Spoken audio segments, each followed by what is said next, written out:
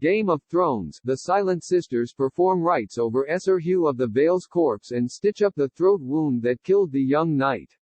Lord Ned Stark and Esser Barristan Selmy look on, discussing how Esser Hugh recently was raised to knighthood and received enough money to buy some fine new armor.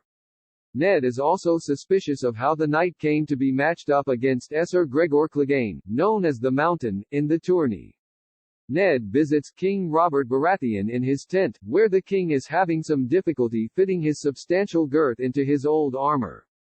Robert intends to fight in the tourney, but Ned manages to find the one argument that will dissuade him: there's not a man in the Seven Kingdoms who would risk hurting you.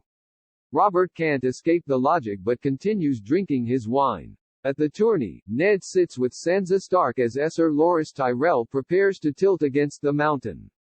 Littlefinger makes a bet with Lord Renly Baratheon, who is obviously very fond of Loras, right before the two riders charge each other. The Mountain's horse, however, is acting strangely because Loras' mare is in heat, and when his stallion staggers and falls, the Mountain is enraged. He calls for his sword and nearly slices the animal's head clean off. He then attacks Loras, until his brother Sandor Clegane, known as the Hound, steps in. The two brothers hack at each other until Robert roars a command for order. Loras thanks the Hound for saving his life and raises the burned man's hand in victory. Lady Catelyn Stark's party travels through the mountains with Tyrion Lannister in tow, on their way to the Eyrie to seek the support of Cat's sister, Lady Lisa Arryn. The dwarf warns Catelyn that her sister has changed since she last saw her, and he also points out that only a fool would arm an assassin with his own dagger. Before Cat can respond, their group is attacked by men of the Hill tribes. During the bloody battle, the sellsword Bronn dispatches many of the attackers, and Tryon gives up the opportunity to flee and saves Catelyn's life. When the group arrives at the Eyrie, Lisa, who sits on the weirwood throne breastfeeding her son long past a reasonable age, is furious that her sister brought a Lannister to the castle.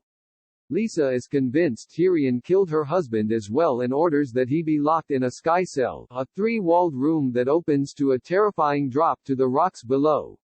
At Winterfell, Maester Luwin quizzes Bran Stark on the sigils and words of the major houses of Westeros, as Theon Greyjoy practices archery.